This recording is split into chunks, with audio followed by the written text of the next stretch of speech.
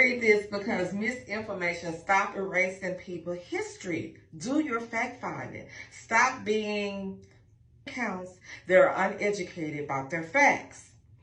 A historical analyst of hairstyle and innovation, Marcel Harris, and great Miss S. verifying the historical records. The history of the hairstyling tool is marketed by a significant persistent iteration, particularly concerning the invention of the hair straightener. The report finds that the widespread confusion stems from two distinct innovators, whose work and legacy have been conflated over time.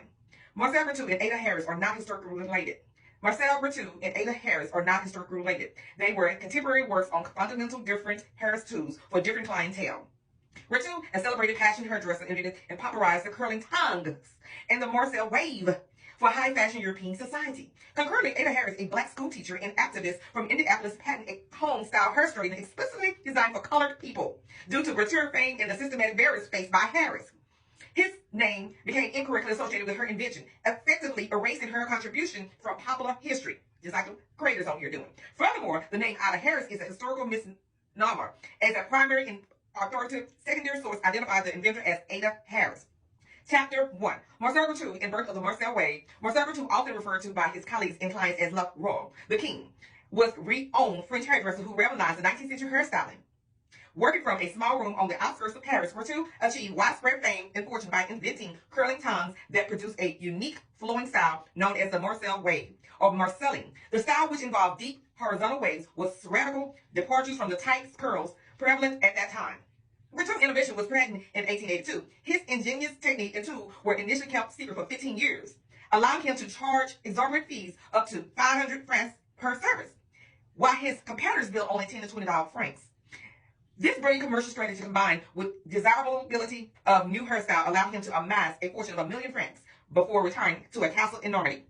His clientele included the nobility such as Princess of Sagan and prominent actors of the era.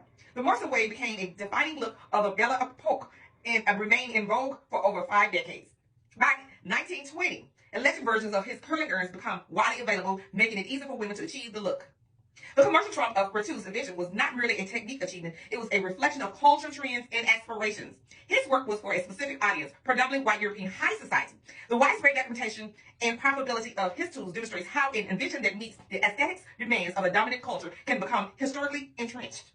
The profound success of his work and the extensive historical record of his accomplishments provides a stark contrast to the historical obscurity of Ada Harris' pearl invention. This disparity in recognition serves as the foundation for the subsequent misattribution, Chapter 2. Ada Harris, an forgotten hair straightener, while Marcel Ritu was solidifying his legacy in Paris, an equally brilliant but historically overlooked innovator was at work in the United States. Ada Harris, born in Campbell, Kentucky, moved into Indianapolis, Indiana with her mother as a child.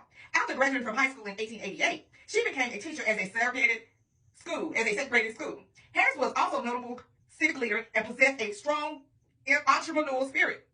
Her progressive activities were extensive, including co-founding the Idle Hand Needle Club, a community organization that provided aid to the poor, and establishing a boys' club that raised money to buy property for a gymnasium.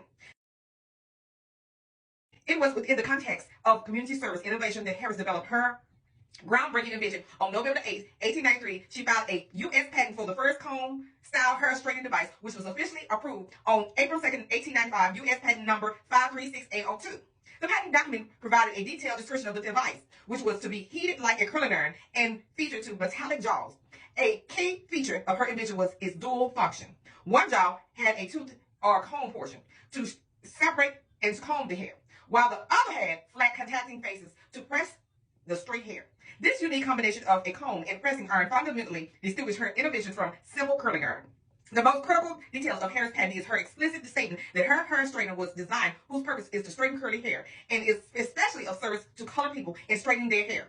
This declaration is not a minor point. It underscores that her invention was a direct response to a specific culture need within her community. By identifying the target demographic, Harris' patent filing can be understood not just as an act of ingenuity, but an effort to create a tool of empowerment for a marginalized group.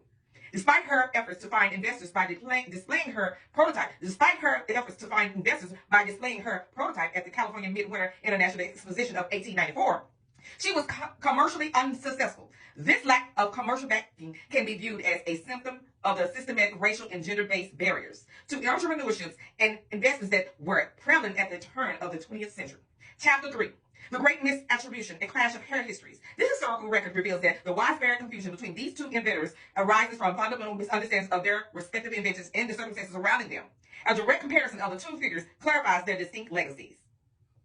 The condition of these two distinct histories is a classic example of historical erasure.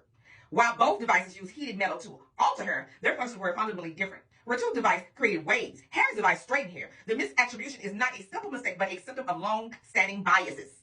Retou's fame and commercial success made him the default historical figure, associated with heated hair tools. The historical narrative, particularly in its more casual forms, found it easy to associate the innovation with a celebrated, well-documented male inventor from a dominant culture than a popular research and credit a black woman whose commercial endeavors failed to find the same footings.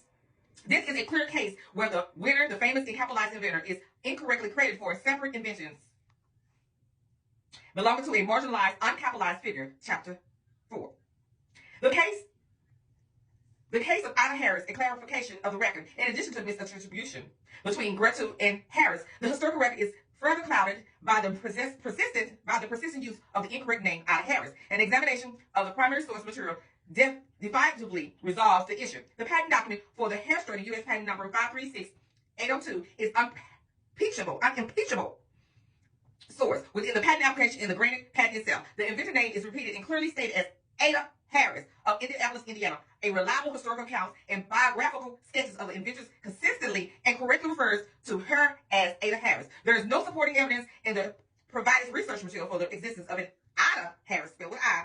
In the context, the name appears to be transcription error that has propagated across various unverified online platforms, just like we heard earlier, with a creator with a large following, with a large amount of views, with incorrect information.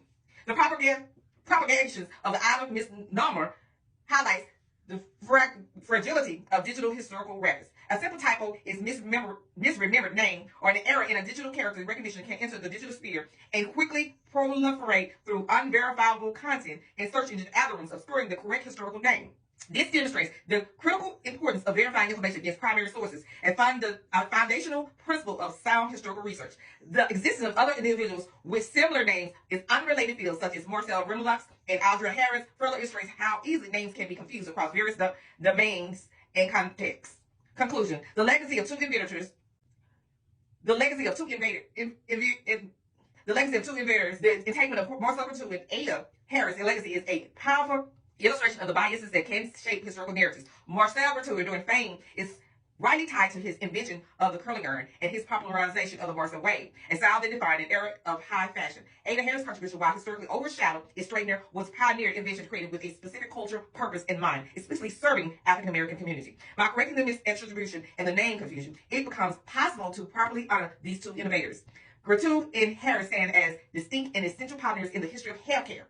Their stories, when told accurately, not only eliminates the evolution of styling tools, but also exposes the profound impact of race, gender, and socioeconomic status on who is remembered and who is forgotten by history.